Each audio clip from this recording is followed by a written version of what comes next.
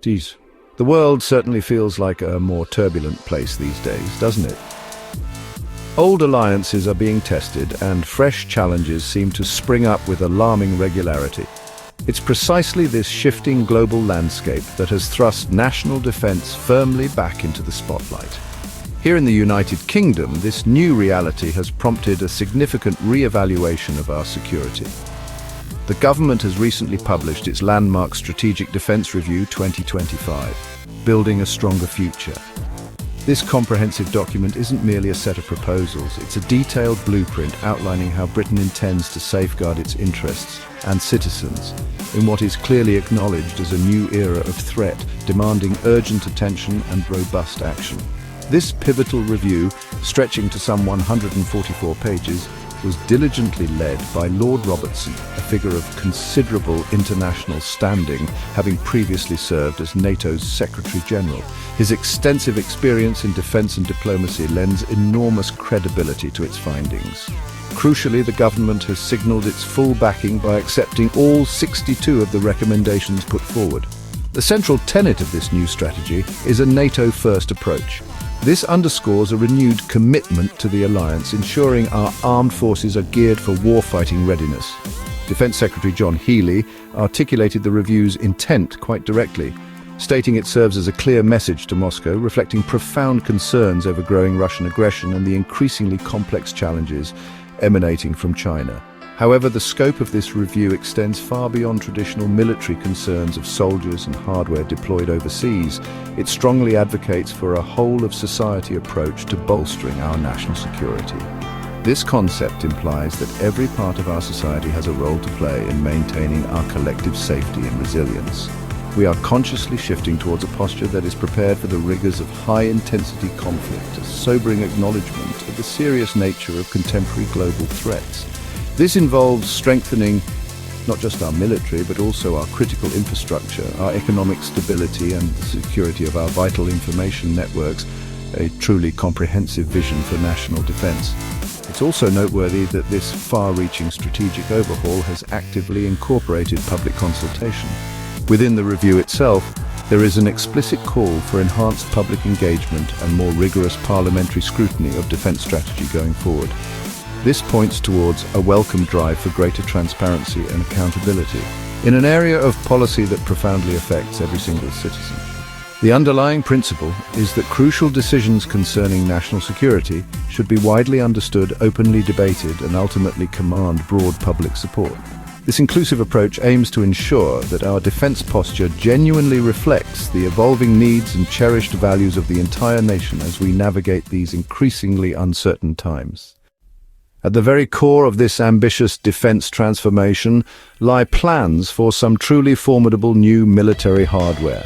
We are talking about the introduction of a new generation of highly advanced submarines. The strategy commits to building up to 12 of the new SSN-AUKUS class. These will be nuclear-powered submarines, but importantly, they will be conventionally armed, designed as stealthy hunter-killer vessels with immense underwater capability.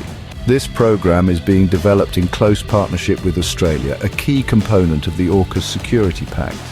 These state-of-the-art submarines are slated to replace our existing fleet of 7 Astute-class submarines commencing from the late 2030s, representing a quantum leap in our subsurface naval power. The sheer scale of this submarine construction program is quite staggering. Just imagine. The aim is to have one brand new, highly complex submarine coming off the production line approximately every 18 months. This ambitious undertaking is not solely about projecting naval strength. It also represents a monumental boost for British industry and skilled engineering. Thousands of high-quality, long-term jobs are anticipated to be created and sustained across the country. Key industrial sites such as BAE Systems in Barrow-in-Furness, where the submarines will be assembled, and Rolls-Royce, responsible for the sophisticated nuclear reactors, are set to become hives of intense activity, ensuring a vibrant future for these critical sectors. Alongside the development of these potent hunter-killer submarines, the United Kingdom's ultimate security guarantee, our independent nuclear deterrent, is also scheduled for a significant and comprehensive upgrade. a substantial sum amounting to £15 billion, is being allocated specifically to modernize the UK's nuclear warheads. This investment is crucial to ensure that the Trident deterrent system remains a credible and effective safeguard in an unpredictable world.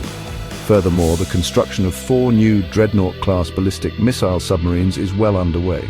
These colossal vessels will replace the aging Vanguard-class fleet, which has provided continuous at-sea deterrence for decades, by the early 2030s, securing this vital capability for the next generation.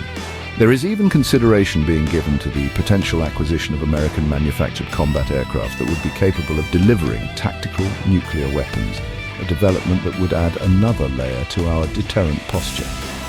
Beyond the nuclear domain, a very significant £1.5 billion has been earmarked for the construction of 6 new munitions factories across the UK.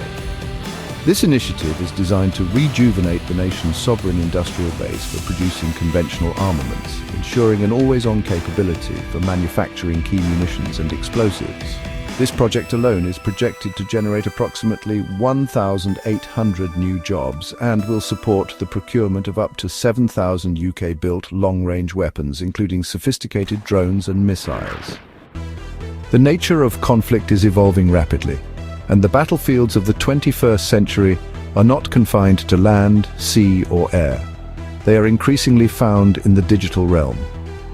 Fully recognizing this profound shift, the 2025 Defence Review makes a landmark announcement: the establishment of a completely new cyber and electromagnetic command. This highly specialized, cutting-edge unit will spearhead the United Kingdom's defensive cyber operations, protecting our vital networks and data. Crucially, its remit will also include developing the capability to disrupt and degrade the command and control systems used by potential adversaries, a vital offensive component in modern warfare. The impetus for creating this new command stems from a very clear and present danger. It is a direct and necessary response to the escalating cyber threats that the UK faces on a daily basis. For example, it was reported in June 2025 that UK military networks are being subjected to persistent cyber attacks, with Russia frequently identified as a primary source of this hostile activity.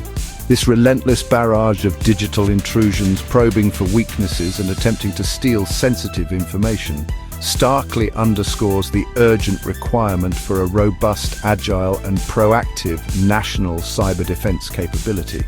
The new command will be at the very forefront of this digital battleground.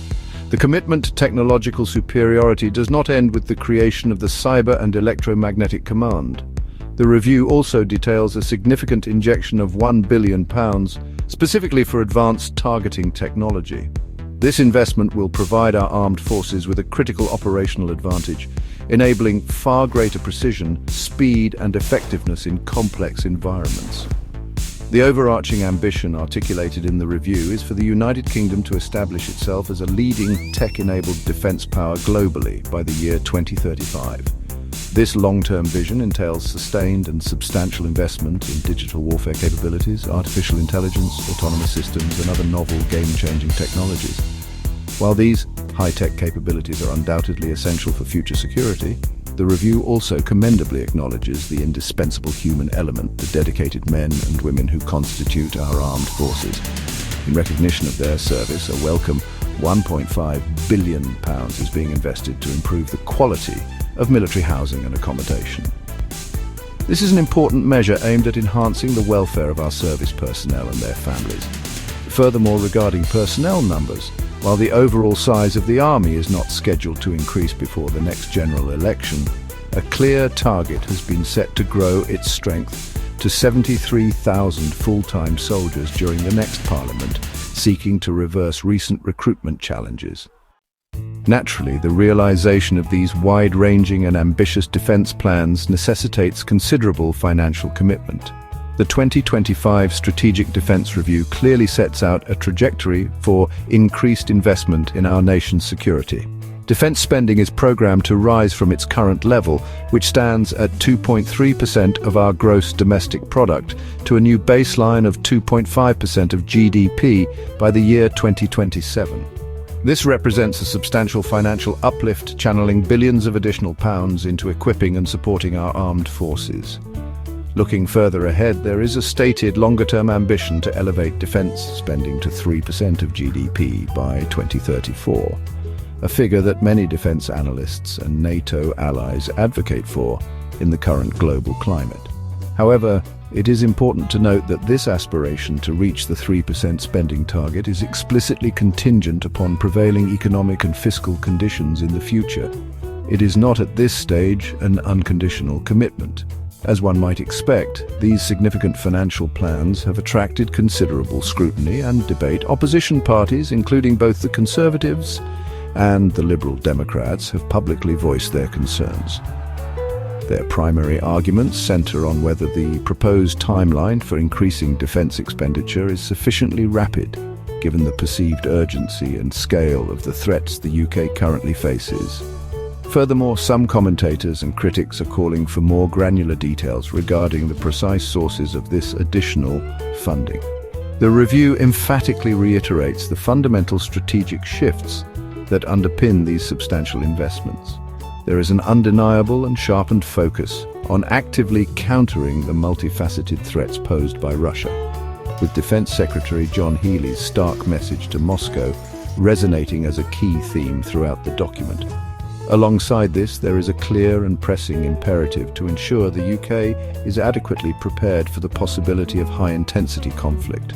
China is also explicitly identified within the review as a sophisticated and persistent challenge, particularly in relation to its rapid technological advancements, ongoing military modernization program, and the expansion of its nuclear arsenal. The NATO First policy remains a cornerstone, emphasizing the UK's unwavering commitment to the alliance. So, what is the ultimate significance of all these changes for Britain's future security and its standing on the world stage? The overarching objective is to cultivate a more resilient, technologically superior and agile defence posture.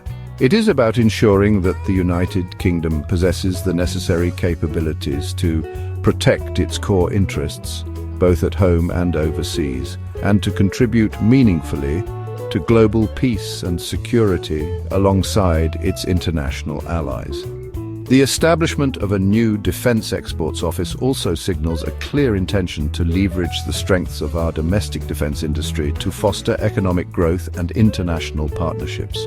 In essence, this review represents a bold and comprehensive statement of intent to build a stronger, more secure Britain, fully prepared to confront the diverse challenges of the 21st century.